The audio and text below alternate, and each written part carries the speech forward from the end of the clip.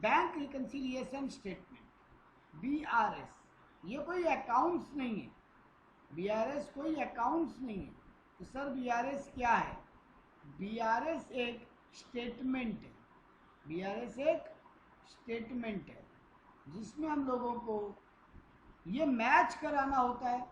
देखो बैंक का जो भी ट्रांजेक्शन होता है, हम लोग कैश बुक बनाते हैं, यहाँ पे बैंक कॉलम और कैश कॉलम खींचते हैं, यहाँ पे कैश कॉलम, यहाँ पे बैंक कॉलम, यहाँ पे कैश कॉलम, यहाँ पे बैंक कॉलम, है ना।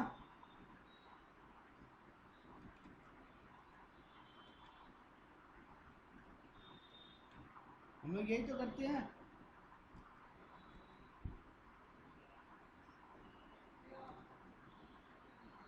तो जब हम लोग ये करते हैं तो अगर पैसा आता है बैंक अकाउंट में तो हम लोग किधर लिखते हैं? पैसा जब आता है बैंक अकाउंट में हम लोग किधर लिखते हैं? डेबिट में, यहाँ पे बैंक कॉलम की डेबिट में। वैसे जब पैसा जाता है तो बैंक कॉलम के क्रेडिट में। यही तो करते हैं हम लोग। तो बेटा जी ये आप डिटेल मेंटेन करते हो कि एज पर योर अकाउंट्स आपके बैंक में पैसा कितना आया और गया और अल्टीमेटली कितना बैलेंस बचा। वैसे ही बैंक में जब आप पैसा जमा करते होगे या बैंक से जब आपके अकाउंट से कोई पैसा निकलता होगा तो बैंक भी तो एक डिटेल मेंटेन करता होगा, उसको बोलते हैं पासबुक या बैंक स्टेटमेंट, उसको बोलते हैं पासबुक या फिर बैंक स्टेटमेंट। तो हम जो डिटेल मेंटेन करते हैं उसको बोलते हैं कैश बुक और जो बैंक डिटेल मेंटेन करता है उसको बोलते हैं पासबुक। तो अगर आपके हिसाब से आपके बैंक में अभी 25,000 रुपया है तो बैंक के हिसाब से भी आपके अकाउंट में 25,000 बैलेंस होना चाहिए ना, हाँ कि ना। अगर आपके हिसाब से आपके बैंक में क्लोजिंग डे के दिन 25,000 रुपया बैलेंस है तो फिर आपके बैंक पासबुक के हिसाब से, आपकी कैश बुक के हिसाब से अगर 25,000 आपके बैंक अकाउंट में पैसा है तो पासबुक के हिसाब से भी आपके बैंक अकाउंट में 25,000 होना चाहिए। दोनों बुक्स मैच करना चाहिए कि नहीं? लेकिन बेटा जी ऐसा बहुत सारा रीज़न है जिसके कारण ये बैलेंस मैच नहीं होता। ऐसा बहुत सारा रीज़न है जिसके कारण ये बैलेंस मिसमैच होता है। अगर आपके हिसाब से बैंक में 25,000 बैलेंस है लेकिन बैंक वाला बता रहा है उनके अकाउंट में फिलहाल मान लो 18,000 ही दिखा रहे कि आपके बैंक अकाउंट में 18,000 रुपये जमा है, तो ये 25 और 18 7,000 का गैप हो रहा है। ये गैप क्यों आ रहा है ये ढूंढना ही BRS है। तो पहले तो ये समझो BRS है क्या। हम लोग रिकंसाइल करते हैं कैश बुक बैलेंस को और पासबुक बैलेंस, रिकंसाइल करते हैं। रिकंसाइल करना मतलब मैच करवाना। तो कौन कौन सा वो रीज़न है जिसके कारण ये मिसमैच आ रहा है उसको एक जगह रिकॉर्ड करने को बोलते हैं बैंक रिकन्सिलिएशन स्टेटमेंट, कि कौन कौन सा रीज़न से वो मिसमैच आ रहा है, उस रीज़न को लिखने को बोलते हैं बैंक रिकन्सिलिएशन स्टेटमेंट। ये बात क्लियर हुआ कि BRS है क्या आपको आफरीन? मतलब BRS में बनाते क्या है हम लोग। अब आता है सर कुछ एक छोटा छोटा बात और उसके बाद वो मिसमैच कौन कौन सा हो सकता है और उसको कैसे प्रेजेंट करेंगे उसका बात, और चैप्टर खत्म हो जाएगा। बट मतलब हमको मेन दो बात सीखनी है, वो कौन कौन सा मिसमैच है और नंबर 2 उसको कैसे हम प्रेजेंट करें, उस प्रेजेंटेशन सीखना उस मिसमैच का, और वो मिसमैच कौन कौन सा है ये ढूंढना। तो ये ढूंढ के उसको सजा के लिखने को बोलते हैं BRS। उसके पहले हम आपको कुछ काम का बात और बताने जा रहे हैं। अगर मेरा कैश बुक जो है, अगर मेरा कैश बुक का बैंक कॉलम डेबिट बैलेंस बता रहा है मतलब मेरा बैंक में पॉजिटिव बैलेंस है कि ओवरड्राफ्ट है या नेगेटिव बैलेंस है। अगर मेरा कैश बुक डेबिट बैलेंस बता रहा है, मतलब मेरा जो बैंक कॉलम है उसमें अगर डेबिट बैलेंस बता रहा है तो इसका मतलब क्या है, फेवरेबल बैलेंस की नेगेटिव बैलेंस, फेवरेबल की नेगेटिव बोले। अगर मेरा कैश बुक डेबिट बैलेंस बता रहा है मेरे बैंक अकाउंट में कि मेरे बैंक में डेबिट बैलेंस है 25,000, इसका मतलब मेरा कैश बुक फेवरेबल बैलेंस बता रहा है कि नेगेटिव बैलेंस बता रहा है, पॉजिटिव की negative, very good, positive balance. तो कैश बुक का डेबिट मतलब फेवरेबल या पॉजिटिव बैलेंस जिसको बोल सकते। वैसे ही अगर मेरा कैश बुक ये बता रहा है कि तुम्हारे बैंक कॉलम में नेगेटिव बैलेंस है, क्रेडिट बैलेंस है, क्रेडिट, इसको क्या बोलेंगे, अनफेवरेबल बैलेंस या ओवरड्राफ्ट बैलेंस। ये बात समझ में आई दोनों को कि कैश बुक का डेबिट मतलब फेवरेबल या पॉजिटिव बैलेंस और कैश बुक का क्रेडिट मतलब ओवरड्राफ्ट या नेगेटिव बैलेंस। ये बात क्लियर है एकदम। अब उल्टा क्या होगा बेटा, अगर पासबुक में डेबिट लिखा, मतलब अगर पासबुक आपको डेबिट बैलेंस बता रहा है, मतलब बैंक बता रहा है कि आपके अकाउंट में डेबिट साइड में अभी बैलेंस है, इसका मतलब नेगेटिव की पॉजिटिव, सर ये नहीं पता क्योंकि हम लोग पढ़े नहीं है, तो आज पढ़ो। अगर आपके हिसाब से डेबिट बैलेंस पॉजिटिव है तो बैंक के हिसाब से डेबिट बैलेंस को नेगेटिव या ओवरड्राफ्ट बोलेंगे। क्यों? क्योंकि आपके हिसाब से डेबिट बैलेंस है मतलब वो एसेट है, उतना रुपया बैंक से पाते हो, तो बैंक उसको अपनी बुक्स में क्रेडिट बैलेंस बोलेगा। मतलब पासबुक के हिसाब से अगर क्रेडिट बैलेंस हो तो उसको बोलते हैं फेवरेबल या पॉजिटिव बैलेंस। पासबुक का क्रेडिट फेवरेबल होता है, कैशबुक का डेबिट फेवरेबल होता है और पासबुक का क्रेडिट फेवरेबल होता है। वैसे ही कैशबुक का क्रेडिट को अनफेवरेबल या नेगेटिव या ओवरड्राफ्ट बैलेंस बोलते हैं, वैसे ही पासबुक के डेबिट को फिर नेगेटिव, ओवरड्राफ्ट या अनफेवरेबल बैलेंस बोलेंगे। सर ऐसा क्यों? क्योंकि कैशबुक का डेबिट मतलब वो आपका एसेट है, यानी फेवरेबल बैलेंस है मतलब आप बैंक से पैसा पाते हो। अगर आपका पास कैशबुक के हिसाब से 25,000 रुपया अभी बैंक में जमा है, 25,000 रुपया बैलेंस सीडी है, मतलब उतना ही बीडी हो, इसका मतलब उतना रुपया बैंक से कभी भी निकाल के ला सकते हो, यानी वो आपका हक का पैसा है, आपका एसेट है। तो फिर वो बैंक का लायबिलिटी हो गया सर, क्योंकि बैंक का गले में जिम्मेदारी है कि आपके अकाउंट में रुपया पड़ा है, आप कभी भी लेने आ सकते हो, तो फिर बैंक आपको देगा वो पैसा, मतलब बैंक का जिम्मेदारी है वो पैसा आपको लौटाना, अगर आपके बैंक में पैसा है तो, आपका बैंक में बैलेंस है तो आपके बुक्स के हिसाब से अगर डेबिट का मतलब एसेट या फेवरेबल बैलेंस है तो पासबुक का मतलब वो क्रेडिट बैलेंस हो गया, क्योंकि उसके लिए वो एक लाइबिलिटी है। कस्टमर का पैसा बैंक में पड़ा है, बैंक को कस्टमर को लौटाना पड़ेगा। वैसे ही कैश बुक का क्रेडिट बैलेंस, क्रेडिट मतलब आपके बुक्स में क्रेडिट मतलब लाइबिलिटी, आपके बुक्स में क्रेडिट मतलब लाइबिलिटी, मतलब बैंक को देना पड़ेगा, हम ज़्यादा निकाल दिए, ओवरड्राफ्ट है, तो बैंक के बुक्स में वो एसेट हो जाएगा बैंक के लिए, क्योंकि बैंक का वो डेबिट है।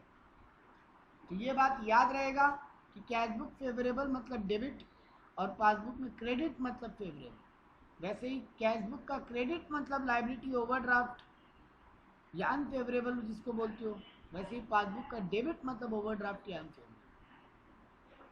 ये बात क्लियर है?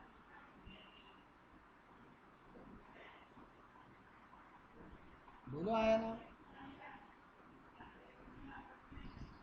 तो ये बात अगर याद रह गया, आप 90% चैप्टर खत्म कर लीजिए। अब केवल 10% बचा है, हमको प्रेजेंटेशन बतानी है। सर वो मिसमैच कौन कौन सा हो सकता है पहले तो वो बताइए, और फिर प्रेजेंटेशन बताइए और चैप्टर खत्म कर दीजिए। बेटा जी वो मिसमैच कौन कौन सा हो सकता है? 8 टाइप का मिसमैच है। नंबर 1, मान लो कोई कस्टमर मेरा डायरेक्टली बैंक में गया और मेरे खाते में पैसा जमा कर दिया, मेरा कस्टमर डायरेक्टली पैसा डिपॉजिट कर दिया बैंक में, मेरा कस्टमर डायरेक्टली पैसा बैंक में डिपॉजिट कर दिया, तो हिसाब से मेरे बैंक का बैलेंस तो बढ़ गया ना बेटा, एज पर पासबुक मेरा बैलेंस बढ़ गया, क्योंकि बैंक कस्टमर डायरेक्टली जाके बैंक में जमा किया, बैंक उसको जमा ले लिया और मेरे अकाउंट में ऐड कर दिया, हाँ कि ना। लेकिन बेटा जी मेरे को पता चला क्या कस्टमर डायरेक्टली जाके बैंक में जमा कर दिया था, वो कस्टमर आके हमको नहीं बताया, हम तो कैश बुक में इसका एंट्री नहीं की, नो एंट्री हुआ तो, क्योंकि कस्टमर डायरेक्टली जाके मेरे खाते में पैसा जमा कर दिया। उसके बाद मेरा बैंक अकाउंट और मेरा IFSC कोड था, ये दो चीज़ अगर पता हो, मेरा नाम, मेरा बैंक अकाउंट और मेरा IFSC कोड, तो कस्टमर डायरेक्टली मेरे बैंक में पैसा जमा कर सकते। तो मेरे को पता नहीं चला, तो मेरे बुक में एंट्री नहीं, तो बैंक के हिसाब से तो मेरा बैलेंस बढ़ गया, लेकिन मेरे को पता नहीं है, तो as per my books, as per cash book, मेरा बैंक बैलेंस अभी भी वहीं खड़ा है, तो डिफरेंस आ गया ना, मिसमैच आ गया ना। तो एक तो ये रीज़न था, एक और रीज़न, 8 रीज़न है टोटल। सेकेंड रीज़न दे रहे हैं, हम एक चेक इशू किया, मतलब हमें कस्टमर था, मेरा एक सप्लायर था, हम उसको चेक दिया, जाओ मेरे बैंक अकाउंट से पैसा निकाल लो। हमें कस्टमर को चेक दिया कि जाओ मेरे बैंक अकाउंट से पैसा निकाल लो। मान लो ये चेक हम 28 अप्रैल को दिया, मेरा मंथ कब खत्म होता है, 30 अप्रैल। मान लो हम 30 अप्रैल को मैच करने बैठा कि कैश बुक और पासबुक मैच कर रहा है कि नहीं देख लेते। हम चेक कब काट के दिया, 28 अप्रैल को। हम 30 अप्रैल को ये चेक करने बैठा कि मेरा bank balance as per passbook and bank balance as per cash book match कर रहा है कि नहीं। मेरा कस्टमर, ये चेक ना बेटा 3 महीना वैलिड होता है, एक चेक 3 महीना वैलिड होता है। मेरा कस्टमर को लगा चले जाएंगे बैंक में बाद में आराम से, वो कोई और काम में बिजी हो गया और वो 30 अप्रैल तक बैंक नहीं गया। लेट्स से वो 5 मई को बैंक गया, उसके बाद कोई दिन बैंक गया, 30 अप्रैल तक नहीं गया। मेरे को 30 अप्रैल के दिन हम मैच करने बैठे, तो हम चेक काटा, तो हम तो कैश बुक को रिड्यूस कर दिया ना, हम तो कैश बुक में माइनस कर दिया बैलेंस को, लेकिन वो बैंक में गया ही नहीं, मतलब पासबुक में नो एंट्री, हाँ कि ना। अरे बेटा जी बैंकर में गया ही नहीं, तो बैंक किस बात का चेक उसको पेमेंट करेगा, बैंक उसको पेमेंट नहीं किया, तो मेरा बैंक बैलेंस एज पर माई पासबुक बढ़ा हुआ है अभी भी। लेकिन हम चेक काटते ही एंट्री मार लिया अपने अकाउंट्स में कि कस्टमर बैंक में जाएगा पैसा निकाल लेगा, हम एंट्री कर लिया यहाँ पे चेक देते ही, तो मेरा कैश बुक तो रिड्यूस हो गया, लेकिन मेरे पासबुक में कोई एंट्री नहीं हुई, तो मिसमैच आएगा ना।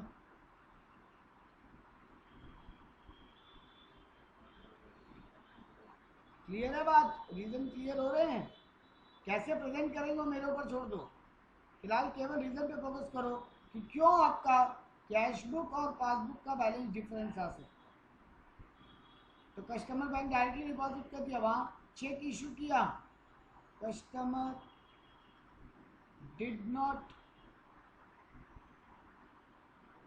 Went to bank, customer bank गए नहीं।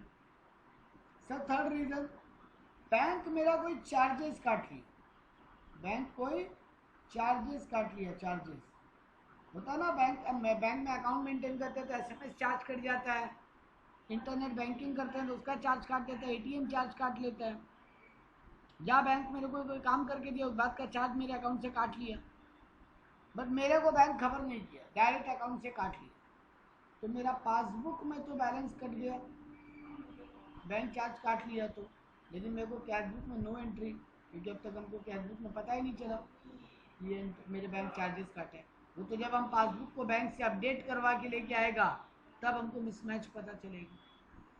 तो ये भी एक रीज़न हो गया कि आपका पासबुक और कैश बुक में डिफरेंस आएगा। सर चौथा रीज़न क्या हो सकता है, हम चेक डिपॉजिट करने बैंक में भेजा, चेक डिपॉजिट करने हम बैंक में भेजा। मान लो मेरा एक पार्टी है, मान लो आफरीन मेरी एक पार्टी है, वो मेरे को 20,000 रुपया का एक चेक दी और एक 15,000 रुपया का चेक दी, हम उससे पैसा पाते थे, वो हमको एक 20,000 का और एक 15,000 का चेक दी, हम बैंक में चेक जमा करने भेज दिए, 35,000 का पूरा। लेकिन पता है आफरीन का बैंक अकाउंट आईसीआईसीआई बैंक था और मेरा बैंक अकाउंट एसबीआई है, तो हम अपने एसबीआई में चेक जमा किया, एसबीआई वाला बैंक आईसीआईसीआई में उस चेक को भेजेगा, वहाँ से पैसा आएगा तब मेरे अकाउंट में डालेगा। ये प्रोसेस होने में 2 दिन लग जाता, ये प्रोसेस होने में 2 दिन लग जाता, क्योंकि उसका आईसीआईसीआई बैंक का वहाँ से पैसा निकलेगा, मेरे खाते में आएगा, उसमें टाइम लगता। लेकिन हम जैसे ही चेक डिपॉजिट करने बैंक में भेजा, हम अपनी कैशबुक को इंक्रीज़ कर लिया, हम अपनी कैशबुक में बैलेंस को ऐड कर लिया। लेकिन बैंक में एंट्री तो 2 दिन के बाद होगा, मतलब पासबुक में अभी तक कुछ भी पैसा आया नहीं, पासबुक में नो एंट्री हुआ, पासबुक का बैलेंस वहीं का वहीं खड़ा है। तो ये भी एक रीज़न हो सकता है मिसमैच का। तो चारों रीज़न क्लियर है मिसमैच के। तो कस्टमर बैंक में गया ही नहीं, तो पासबुक में एंट्री हो गया लेकिन पासबुक में नहीं हुआ, बैंक चार्ज काट लिया, मतलब पासबुक में एंट्री हो गया, कैशबुक में नहीं हुआ। चेक डायरेक्टली कस्टमर जाके बैंक में जमा कर दिया, मतलब बैंक में एंट्री हो गया, पासबुक में कैशबुक में नहीं हुआ। हम चेक डिपॉजिट करने भेजा, वो अब तक बैंक में प्रेजेंट नहीं हुआ है, नॉट प्रेजेंटेड इन बैंक। वो बैंक में प्रेजेंट होगा 2 दिन बाद, वो भी मेरे बुक्स में एंट्री नहीं हुआ। वैसे मान लो कोई इनकम आया मेरे बैंक में डायरेक्टली, बैंक से हमको इंटरेस्ट मिला, या बैंक से हमको कोई इंटरेस्ट मिला, या बैंक में कोई मेरे डिविडेंड आ गया डायरेक्टली मेरे अकाउंट में, मतलब बैंक में कोई इनकम मेरे डायरेक्टली आ गया, तो बैंक तो मेरे पासबुक को क्या करेगा, बढ़ा देगा, लेकिन कैशबुक में कोई एंट्री नहीं हुई, तो बैलेंस अभी भी कैशबुक में वहीं का वहीं करेगा, क्योंकि हमको पता ही नहीं ऐसा कोई कमाई आया है बैंक में। वो तो जब हम बाद में बैंक स्टेटमेंट को चेक करेंगे तब पता चलेगा। तो ये भी एक रीज़न हो सकता है कि आपका बैंक पासबुक और कैशबुक मैच नहीं हुआ। 5 हुए। छठा रीज़न आपका हो सकता है कोई एंट्री हम कैशबुक में 2 बार कर दिया गलती से, कैशबुक में एंटर ट्वाइस, मेरा अकाउंटेंट ब्लंडर कर दिया, वो कैशबुक में 2 बार एंट्री कर दिया, पैसा आने का या पैसा जाने का।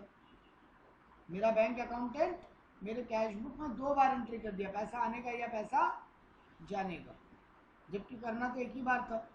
तो बैंक में तो एक ही बार हुआ सर, लेकिन आपका अकाउंटेंट ब्लंडर करके 2 बार कर दिया, तो ये भी एक मिसमैच का रीज़न हो सकता है। एक और मिसमैच का रीज़न हो सकता है मेरा अकाउंटेंट कैशबुक के कौन से कॉलम में एंट्री करना था, बैंक कॉलम में ना, पैसा आना या जाने की एंट्री कैशबुक में कहाँ करना था, बैंक कॉलम में, बट वो गलती से कैश कॉलम में एंट्री कर दी, यहाँ करना भूल गया। लेकिन बैंक तो सही किया, बैंक तो बैलेंस बढ़ा दिया, लेकिन मेरे हिसाब से मेरा बैंक बैलेंस बढ़ा या घटा नहीं है, तो ये भी एक रीज़न हो सकता है मिसमैच का। तो ऐसे कुछ एक रीज़न है जो मिसमैच के होते हैं। तो ये बात क्लियर है कि बीआरएस है क्या सर, बीआरएस इन दोनों बुक्स को चेक करने का नाम है, करेक्ट करने का नहीं है। हम गलती सुधारने नहीं बैठा है अभी, हम सिर्फ चेक करने बैठा है कि मिसमैच क्यों आ रहा है, हम सिर्फ चेक करने बैठे हैं कि ये मिसमैच क्यों आ रहा है, और फिर वो चेक करके उसका एक स्टेटमेंट बनाएगा कि ये मिसमैच आ क्यों। क्लियर है बात, एरर ढूंढो और स्टेटमेंट बनाओ, तो ये आपका काम। अब सर वो स्टेटमेंट कैसे बनेगा वो बताइए, और वो स्टेटमेंट में सोचना कैसे है वो बताइए, मतलब प्रेजेंटेशन बताइए और चैप्टर खत्म कीजिए। फॉर्मेट ये कुछ होगा, देखो फॉर्मेट ड्रॉ करते हैं।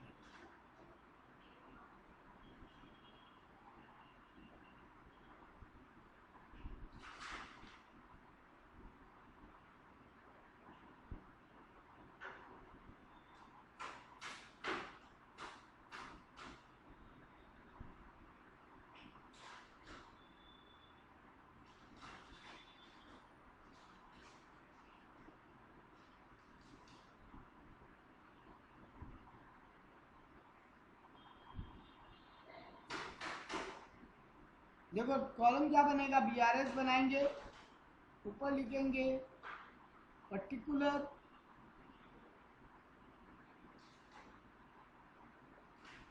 बीआरएस बनाएंगे, ऊपर लिखेंगे पर्टिकुलर डिटेल अमाउंट, उसके बाद लिखेंगे बैलेंस, बैंक बैलेंस एज पर। अब सब में ना बेटा जी, या तो हमको कैशबुक बैलेंस देगा या पासबुक बैलेंस देगा, कोई एक बैलेंस दे। आज हम लोग पढ़ रहे हैं अगर फेवरेबल बैलेंस देता तो, नेक्स्ट क्लास में पढ़ेंगे अनफेवरेबल बैलेंस का। आज हम लोग फेवरेबल बैलेंस का पढ़ के एक सम बनाएंगे। अगर हमको बैंक का कैश बुक का फेवरेबल बैलेंस देता तो, या पासबुक का फेवरेबल बैलेंस देता तो, कोई एक बैलेंस देगा क्वेश्चन में, जो देगा वो यहाँ लिख देंगे, जो देगा वो यहाँ लिख देंगे। Bank balance as per cash book या फिर bank balance as per passbook, जो बैलेंस देगा वो यहाँ लिख देंगे। मतलब या तो कैश बुक डेबिट बैलेंस देगा या पासबुक क्रेडिट बैलेंस देगा। सर आप फेवरेबल का बात कर रहे हैं, दोनों ही फेवरेबल होता है। हाँ, अनफेवरेबल का बात कल नेक्स्ट क्लास में करेंगे। तो आज अगर फेवरेबल बैलेंस के हिसाब से पहले सम बनाने का प्रैक्टिस करेंगे। सर अगर हमको bank balance as per cash book debit balance देगा तो हम यहाँ लिख देंगे bank balance as per cash book debit balance, और अगर हमको पासबुक क्रेडिट बैलेंस देगा तो हम लिख देंगे bank balance as per passbook credit balance. तो जिसका भी बैलेंस देगा उसको ऊपर में लिख देंगे। यहाँ तक कोई प्रॉब्लम? अब गलती को सुधारना है ना बेटा, तो 2 स्टेप में मेरा बात सुन लो। 2 स्टेप थ्योरी दे रहे हैं, 2 स्टेप थ्योरी दे रहे हैं बीआरएस को कैसे सॉल्व करना है। अगर ये 2 लाइन समझ गए आपका बीआरएस चैप्टर खत्म है। 2 स्टेप थ्योरी है मेरा। नंबर 1, उस ट्रांजैक्शन के कारण तुम्हारा कैश बुक और पासबुक किस पोजीशन में खड़ा है पहले वो चेक करो। I repeat, what is the impact of the transaction on cash book and passbook, check that।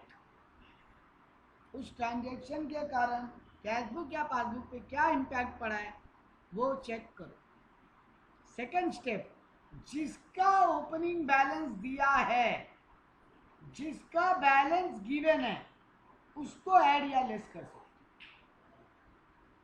पहला स्टेप में ये चेक करो दोनों बुक का बैलेंसेस किस पोजीशन में खड़ा है, और सेकंड स्टेप में उस बुक को अप डाउन कर सकते हो जिस बुक का बैलेंस गिवन है। ये 2 लाइन मोटा मोटी क्लियर है, सब प्रैक्टिकली क्लियर नहीं है, कोई दिक्कत नहीं है। प्रैक्टिकली भी करेंगे तो क्लियर हो जाएगा। हम प्रैक्टिकली क्लियर का बात भी नहीं कर रहे, हम सिर्फ सम्स में लॉजिकल बात कर रहे हैं। 2 लाइन थ्योरेटिकली क्लियर है कि सर सबसे पहले तो bank balance as per cash book या पासबुक जो गिवन होगा वो लिख देंगे, फिर ऐड या लेस का 2 कॉलम बना लेंगे। पहला स्टेप में ये चेक करेंगे कि वो जो ट्रांजैक्शन हुआ है उसके कारण मेरे दोनों बुक्स का पोजीशन क्या है, और सेकंड स्टेप में जिसका बैलेंस गिवन है उसी को ऐड या लेस कर सकते हैं। ये एकदम कॉमन लाइन क्लियर है। सर डिटेल्स नहीं समझ में आया, कोई बात नहीं है, वो करेंगे, बट नॉर्मल बात क्लियर है कि नहीं? चलो अब सम करते हैं तो बेटर पिक्चर क्लियर हो जाएगा। देखो यहाँ पे एक असाइनमेंट आपके स्क्रीन पे है। ये असाइनमेंट में देखो क्वेश्चन क्या दिया। बोला आपको on examining the bank statement of green limited it was found that balance shown on 31 March 2018 differs from bank balance of 23,650 shown by cash book on that day. Cash book में मेरे को कितना balance दिखा रहा है? 23,650, लेकिन जब bank statement में देख रहे हैं तो वो डिफरेंट आ रहा है। जब कंपेयर किए तो फॉलोइंग एरर्स निकल कर सामने आया। अब आपको बोला बीआरएस बनाओ 31 मार्च 2018 के लिए, और इन एरर्स को एक जगह रिकॉर्ड करके कंफर्म करो कि यही एरर है ना। अगर ये एरर नहीं होता तो सब ठीक होता, तो इन एरर को प्रेजेंट कैसे करें? तो बेटा जी पहला बात, बैलेंस एज पर क्या दिया है क्वेश्चन में? Cash book. Balance as per cash book दिया है। सर फेवरेबल क्या अनफेवरेबल बोला नहीं है। जब कुछ नहीं दिया रहता अपनी क्या मानते हैं? कैश बुक फेवरेबल बैलेंस, यानी कैश बुक का डेबिट बैलेंस दिया। ये बात क्लियर है क्वेश्चन में? तो देखो यहाँ तुरंत गए और पहले लिख दिया balance as per cash book 23,650। Balance as per cash book लिख दिए 23,650। ये बात क्लियर है? चलो इसको हम बनाते हैं, वहाँ नहीं देखते हो सॉल्यूशन में ना, दूसरा मेथड से शो किया हो, अपने को वो नहीं करना। तो यहाँ पर देखो हम बीआरएस बनाए और हम तुरंत यहाँ क्या किए, balance as per cash book 23,650 लिख दिया और यहाँ कॉलम बना लिए ऐड और मिस। ठीक है, यहाँ तक कोई डाउट है? अब एक एक करके ट्रांजेक्शन बोलो। आपको बोल रहा है 2,860 रुपये entered in the cash book as paid into the bank but not credited by the bank until the following day. 31 मार्च के दिन हम बैंक में कुछ पैसा पेड किए, मतलब बैंक में कुछ पैसा जमा किए। पेड इनटू द बैंक बोला है, मतलब बैंक में पैसा जमा किए। कितना रुपया? 2,860 रुपये। लेकिन बैंक अब तक उसको क्रेडिट नहीं किया, मतलब बैंक उसको अब तक मेरे खाते में ऐड। बैंक में क्रेडिट होना मतलब खाते में ऐड होना। जब तुम कैश बुक में लिखते हो तो डेबिट करना मतलब पैसा बढ़ाना और क्रेडिट करना मतलब पैसा घटाना। डेबिट करना मतलब पैसा आना, क्रेडिट करना मतलब पैसा जाना। तो बैंक में उल्टा होगा, बैंक में क्रेडिटेड होना मतलब पैसा आना मेरे खाते में, और बैंक में डेबिटेड होना मतलब पैसा निकलना मेरे खाते से। तो यहाँ पे क्या हुआ इस ट्रांजेक्शन में? सर अब 2,860 रुपया पेड इनटू बैंक मतलब जमा किए थे, बट बैंक उसको क्रेडिट नहीं किया 31 मार्च तक। तो अब आ जाओ, मेरा पहला स्टेप क्या है बेटा? दोनों बुक्स पे इम्पैक्ट चेक करो। सर कैश बुक में हम जैसे ही पैसा बैंक में जमा करने के लिए भेजे, हम कैश बुक को क्या कर लिए होंगे? आराम से इस ट्रांजेक्शन को पकड़ लेना, बाकी समय ये स्टेप ही रिपीट करने। हम बैंक में पैसा जमा करने के लिए भेजे, हम अपने कैश बुक को क्या कर लिए होंगे? बढ़ा लिए होंगे, बढ़ा लिए होंगे ना बेटा। कैश अकाउंट पे इम्पैक्ट मत सोचो कैश बुक का। कैश बुक के बैंक कॉलम में हम क्या किए होंगे? हमको यहाँ पे कैश बुक के बैंक कॉलम से ही मतलब है। कैश बुक के कैश कॉलम से हमको बीआरएस बनाते वक्त कोई मतलब नहीं है, सिर्फ कैश बुक के बैंक कॉलम से मतलब है। तो हम जैसे ही पैसा जमा करने भेजे होंगे बैंक में, हम अपने बैंक कॉलम में क्या कर लिए होंगे? डेबिट साइड में लिख लिए होंगे, ऐड कर लिए होंगे। तो मेरा कैश बुक बैलेंस बढ़ गया और पासबुक बैलेंस में कोई एंट्री नहीं हुआ, मतलब पासबुक बैलेंस अभी भी घटा हुआ है। मेरा पहला स्टेप खत्म। हम दोनों बुक्स पे इम्पैक्ट चेक कर लिए। आई रिपीट, मेरा पहला स्टेप खत्म। हम दोनों बुक्स पे इम्पैक्ट को चेक कर लिए। इस ट्रांजेक्शन के कारण मेरा कैश बुक बढ़ा हुआ है जबकि पासबुक घटा हुआ है। हाँ कि ना?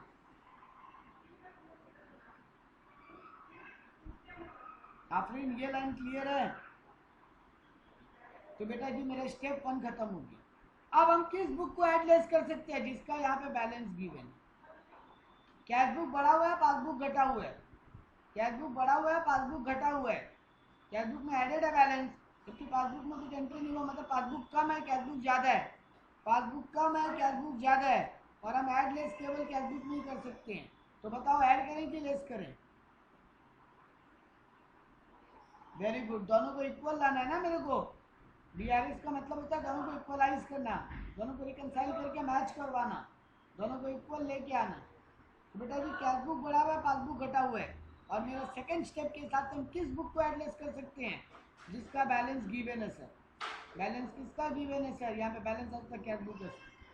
तो कैश बुक बढ़ा हुआ है, पासबुक घटा हुआ है, इक्वल लाना है तो सर लेस में कर दीजिए। तो हम 2,860 रुपया लेस में लिखेंगे।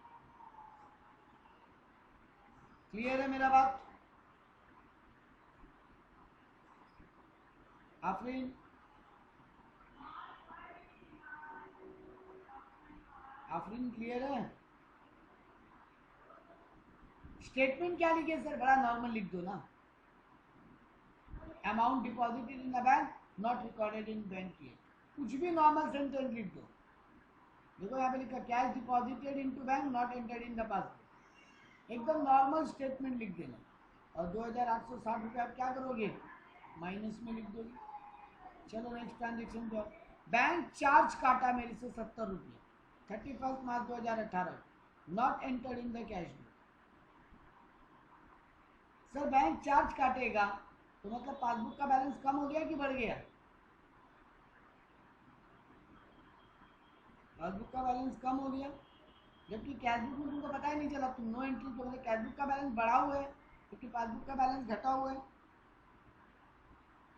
कैश बुक का बैलेंस बढ़ा हुआ है जबकि पासबुक का बैलेंस घटा हुआ है। पहला स्टेप क्लियर है। आप लोग दोनों अपने आप को अनम्यूट रखो बेटा, हमको कोई दिक्कत नहीं है। वॉइस आएगा हम पहले मना कर देंगे, क्योंकि ये पार्ट बहुत डिस्कशन का पार्ट है। ये पहला सम्स कर लो, आपका 90% चैप्टर खत्म हो गया, कुछ नहीं है इसके बाद चैप्टर में। बस ये 2 स्टेप का लॉजिक अगर पकड़ना आ गया, काम खत्म है। तो मेरा स्टेप से पहला स्टेप खत्म। इम्पैक्ट, इम्पैक्ट में क्या हुआ है सर? कैश बुक बढ़ा हुआ है, पासबुक घटा हुआ है। अब सेकंड स्टेप क्या है सर? एडलेस करने का स्टेप। किस बुक में हम एडलेस कर सकते हैं सर? जिसका बैलेंस गिवन है। किसका बैलेंस गिवन है? कैश बुक का। तो हम क्या करें दोनों बुक को इक्वल लाने के लिए? कैश बुक बढ़ा हुआ है, पासबुक घटा हुआ है, क्या करें? Very good. कैश बुक में माइनस, यहाँ माइनस में लिखेंगे ना 70 रुपया। चलो ठीक है सर। स्टेटमेंट क्या लिखिए भाई? Bank charges deducted, not entered in cash book. चलो नेक्स्ट पे आओ। अ bill of ₹5,500 discounted with the bank entered in the cash book without recording the discounting charges of 270। एक बिल हम डिस्काउंट करवाया बैंक से, मतलब हम बैंक से पैसा निकाला 5,500 रुपया। बैंक इस बात का 270 रुपया चार्ज काटा। हम बैंक से 5,500 रुपया निकाला, बैंक मेरा 270 रुपया चार्ज भी काटा। हम कैश बुक में 5,500 ही लिखा, 270 रुपया लिखना भूल गया। कहानी क्लियर है? हम बैंक से 5,500 रुपया बिल डिस्काउंट करवाया, मतलब बैंक से पैसा निकाला, और बैंक इस बात का मेरे से 270 रुपया चार्ज भी काटा। हम अपने कैश बुक में आके 5,500 का तो एंट्री कर दिया, 270 का एंट्री करना भूल गया। तो हम बैंक से निकाला 5,500 और 270 चार्ज कटा। 5,500 का तो एंट्री हम किया ही है और बैंक भी किया ही होगा, इसका तो कोई गड़बड़ी नहीं है। गड़बड़ी 270 को लेकर है। बैंक चार्ज काटा, हम अपने बुक्स में लिखना भूल गया, मतलब पासबुक घट गया। बैंक चार्जेस काटेगा तो पासबुक घट गया, लेकिन कैश बुक में नो एंट्री, मतलब कैश बुक अभी भी बढ़ा हुआ है 270 रुपये से। पहला स्टेप क्लियर। इम्पैक्ट, इम्पैक्ट का स्टेप क्लियर। बैंक चार्ज काटा, पासबुक घट गया। कैश बुक में एंट्री नहीं किया 270 का, मतलब कैश बुक मेरा बढ़ा हुआ है। कैश बुक बढ़ा हुआ है, पासबुक घटा हुआ है। पहला स्टेप खत्म। सेकंड स्टेप में क्या करना है सर? एड लेस करना है कैश बुक में। कैश बुक बढ़ा हुआ है, पासबुक घटा हुआ है, क्या करना है ठीक करने के लिए? वेरी गुड, 270 ये भी लेस में लिख दीजिए सर। ये भी 270 आप लेस में लिख दीजिए सर। क्या बोल के लिखिए? Discounting charges deducted by bank not entered in cash book. चलो नेक्स्ट एंट्री पे आओ। चेक टोटलिंग ₹16,720 रुपया were issued by the company and duly recorded in the cash book but not presented at the bank until that date। हम एक party को 16,720 रुपया का check issue किया, हम अपनी कैश बुक में एंट्री कर लिया, लेकिन वो चेक अब तक मेरा पार्टी बैंक में लेके गए नहीं। 16,720 रुपया का चेक इशू किए हैं, मतलब हम 16,720 रुपये से कैश बुक को रिड्यूस कर लिया, लेकिन पार्टी बैंक में गया ही नहीं, मतलब बैंक में कोई एंट्री नहीं हुआ। तो पासबुक अभी भी बढ़ा पड़ा है, कैश बुक घट गया। कैश बुक घट चुका है, पासबुक अभी भी बढ़ा हुआ है। पहला स्टेप क्लियर, इम्पैक्ट वाला स्टेप क्लियर। आफरीन, चलो ठीक है। अब सेकंड स्टेप क्या होगा बेटा सर? एड लेस कीजिए। किस बुक को हिला सकते हैं? कैश बुक को। कैश बुक घटा हुआ है, पासबुक बढ़ा हुआ है, क्या करें? ऐड कर लीजिए सर। तो बेटा जी 16,720 ऐड में लिख लो। क्या नाम से लिखें सर? बस वही लिखो, cheque issue not presented in the bank. Simple line बनाओ, जितना सिंपल लाइन बना सकते। नंबर 5, और 25 मार्च 2018 एक डेटर है जो directly paid 1,000 into company's bank in settlement office account but no entry is made in the cash book of the company in respect of this. मेरा एक क्लाइंट है, वो जाके बैंक में डायरेक्टली पैसा जमा कर दिया, कंपनी के अकाउंट में डायरेक्टली पैसा जमा कर दिया, लेकिन मेरे को पता नहीं चला, तो मेरा पासबुक बढ़ गया, जबकि कैशबुक में एंट्री नहीं हुआ, मतलब कैशबुक घटा हुआ है ना। इम्पैक्ट वाला स्टेप क्लियर है, पासबुक बढ़ गया, कैशबुक घटा हुआ है, क्योंकि वो बैंक में जाके डायरेक्टली पैसा जमा कर दिया। तो सर जी आपका पासबुक बढ़ा हुआ है, कैशबुक घटा हुआ है, तो सेकंड स्टेप पे आ जाइए। अब आप कैशबुक को एडलेस कर सकते हो क्योंकि उसी का ओपनिंग बैलेंस गिवन है, तो क्या करेंगे, ऐड कर देंगे 1000 रुपये। चलो last entry, no entry has been made in the cashbook to record the dishonour. और 15 मार्च को एक चेक हुआ था डिसऑनर 550 का फ्रॉम राम बाबू, एक चेक था वो डिसऑनर हो गया। बेटा जी जब चेक मिला होगा, हम कैशबुक को भी बढ़ाए होंगे, बैंक में पासबुक भी बढ़ा होगा, लेकिन फिर हो गया वो चेक डिसऑनर, तो बैंक तो मेरे बैलेंस को कम कर दिया, बट हम इसको कैशबुक में इसको रिकॉर्ड करना भूल गए।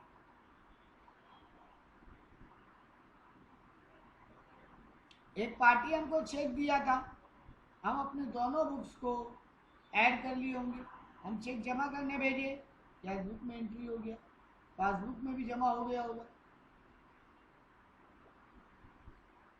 लेकिन फिर वही चेक डिसऑनर हो गया, तो बैंक तो मेरे अकाउंट को वापस रिड्यूस कर दिया होगा, लेकिन हम कैशबुक में एंट्री नहीं किया। कैशबुक बढ़ा हुआ है, पासबुक घटा हुआ है, हम किसका बैलेंस को एडलेस कर सकते हैं, कैशबुक के बैलेंस को, तो क्या करें, लेस 550, ठीक है ना।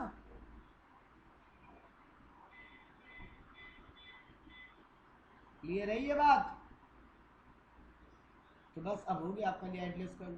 तो अब ऐड वाले दोनों आइटम को ऐड करके पहले आउटर कॉलम में लिख लो, 16,720 प्लस 1,000 तो 17,720, उसमें 23,650 को ऐड कर लो, तो 17,720 और 23,650 कितना होगा,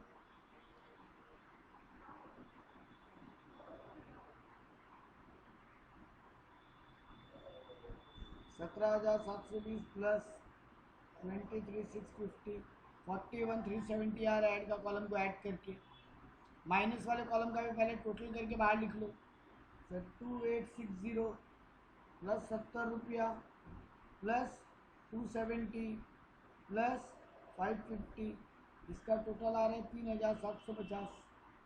तो 41,370 में से माइनस कर लो 3,750, आपका बैलेंस आ रहा है 37,620। इसको लिखेंगे 37,620 बैलेंस आ रहा है, इसको लिखेंगे balance as per passbook, bank balance as per passbook, क्योंकि ऊपर कैशबुक का बैलेंस था तो नीचे ये bank balance as per passbook आना चाहिए। अब तुम अपना पासबुक खोल के चेक कर लो, यही बैलेंस अगर आ रहा है तो रिकनसाइल हो गया, अगर ये बैलेंस नहीं आ रहा होता तो यानी और भी गलती है तो ढूंढो। तुमको एग्जाम में नहीं करना, तुमको एग्जाम में बैठ के और गलती नहीं ढूंढना है, बट रियल लाइफ में यही होता है कि अगर यही सब एरर है तो मेरा अब ये जो 37,620 आए वो मेरे पासबुक में मैच कर जाना चाहिए, उतना ही बैलेंस मेरे को पासबुक में शो होना चाहिए।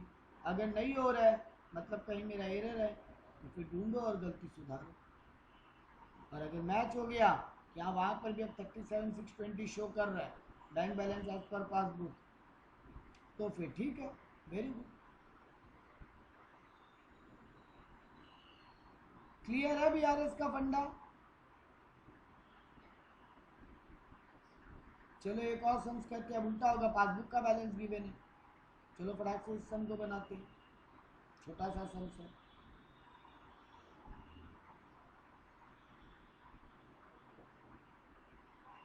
देखो balance as per passbook given है तो हम यहाँ लिखेंगे bank balance as per passbook, कितना बैलेंस दिया है 50,000, तो हम लिख देंगे आउटर कॉलम में 50,000। अब यहाँ पे ऐड और लेस का कॉलम बना लेंगे। पहला आइटम पकड़ो, 3 cheques of ₹6,3937 and 1525 issued in last week. हम 3 चेक इशू किया था लास्ट वीक में, जुलाई ऑफ 2017 का। ये बीआरएस बना कब रहे हैं, 31 जुलाई 2017। तो जुलाई का आखिरी सप्ताह में हम 3 चेक इशू किए, और ये तीनों ही मेरा कस्टमर या सप्लायर प्रेजेंट किया बैंक में अगस्त में जाके, मतलब हम 3 चेक इशू किया लेकिन वो तीनों ही चेक बैंक में नहीं पहुंचा। तो बेटा जी हम 3 चेक इशू किए, इशू मतलब पेमेंट का चेक है, तो मेरा bank balance as per cashbook क्या होना चाहिए, रिड्यूस। हम तीनों को कहाँ एंट्री करेंगे, कैशबुक में, माइनस में, ये पैसा जा रहा है, तो क्रेडिट करेंगे हम, तो 6000 प्लस 3937 प्लस 1525 11,462 का चेक है, 11,462 का चेक है, ये हम इशू किया। तो हम इतने रुपए से कैशबुक को क्या किया होगा, रिड्यूस। लेकिन ये तीनों चेक बैंक में गया ही नहीं, मतलब बैंक बैलेंस बढ़ा हुआ है। पहला स्टेप खत्म। पहला स्टेप में इम्पैक्ट चेक करते हैं दोनों बुक्स पे, तो दोनों बुक्स का इम्पैक्ट चेक हो गया सर। आपका कैशबुक घटा हुआ है, पासबुक बढ़ा हुआ है 11,462 रुपये से, 11,462 रुपीज़ से। सेकेंड स्टेप में क्या करें सर, एडलेस। कौन से बुक्स को सर, यहाँ पे balance as per passbook given है, हम पासबुक का बैलेंस लिखे हैं यहाँ पे, तो पासबुक को एडलेस करेंगे इस पूरे सम। कैशबुक घटा हुआ है, पासबुक बढ़ा हुआ है, क्या करें, लेस में लिख दो, वेरी गुड, 11,462 रुपीज़ लेस में लिख दो। सर क्या लिखे स्टेटमेंट में यहाँ पे पर्टिकुलर्स में, भाई cheques issued not presented in bank yet. चलो नेक्स्ट आइटम पे आ जाओ। 2 checks of rupees 500 and 650 sent to bank for collection not entered in the passbook on 31st July। हम 2 चेक बैंक में कलेक्शन के लिए भेजा, मतलब पैसा आने के लिए, तो हम अपनी कैशबुक को क्या कर लिया होगा, बढ़ा लिया होगा 1100 रुपये से। 2 चेक, एक 500 का, एक 650 का, मतलब 1150 रुपये से हम अपने कैशबुक को 1150 रुपये से बढ़ा लिया होगा। बट वो बैंक में गया ही नहीं अब तक, मतलब अभी तक बैंक में वो रिकॉर्ड नहीं हुए, तो पासबुक का बैलेंस घटा हुआ है। कैशबुक बढ़ा हुआ है, पासबुक घटा हुआ है, किसको चेंज कर सकते हैं, किसको एडलेस कर सकते हैं, किसको अप डाउन कर सकते हैं सर, पासबुक को, क्योंकि यहाँ पे पासबुक का बैलेंस नहीं है। क्या करना चाहिए, पासबुक को ऐड कर लीजिए, ठीक है।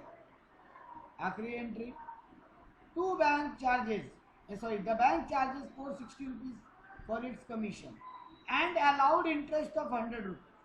तो बैंक आपको 100 रुपये इंटरेस्ट भी दिया है और बैंक 460 रुपये का चार्जेस भी काटा है।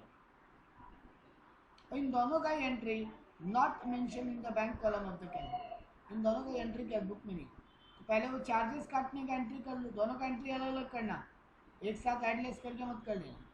तो बैंक 460 रुपये चार्ज काटा है, मतलब पासबुक क्या हो गया, डाउन, जबकि कैशबुक में एंट्री नहीं हुआ, कैशबुक अप है। Passbook down, cashbook up, impact analyse हो गया। अब क्या करें सर, एडलेस कीजिए। किसको एडलेस कर सकते हैं, पासबुक को। तो पासबुक डाउन है, कैशबुक अप है, पासबुक को बढ़ा लीजिए सर। तो ऐड में लिख लीजिए 460 रुपीज़। वैसे 100 रुपया बैंक हमको इंटरेस्ट अलाउ किया, मतलब बैंक हमको इंटरेस्ट दिया है, 100 रुपया का बैंक हमको इंटरेस्ट दिया है। तो बैंक जब इंटरेस्ट देता है तो पासबुक को क्या कर लेता है, ऐड अप, जबकि मेरे कैशबुक में एंट्री नहीं हुआ तो कैशबुक डाउन है। कैशबुक घटा हुआ है, पासबुक बढ़ा हुआ है, क्या करें, लेस कर लीजिए 100 रुपया लेस में लिख लीजिए।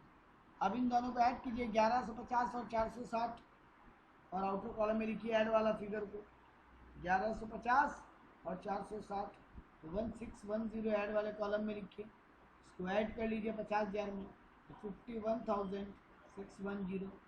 दोनों लेस वाला फिगर को भी आउटर कॉलम में लिखिए, तो 11,462 प्लस 100 रुपीज़ 11,562, अब उसको 51,610 से माइनस कर लीजिए, आपका फिगर आ रहा है 40,048। ऊपर कौन सा बैलेंस गिवन था, बैलेंस एज पर पासबुक, ये कौन सा बैलेंस हो जाएगा, bank balance as per cash.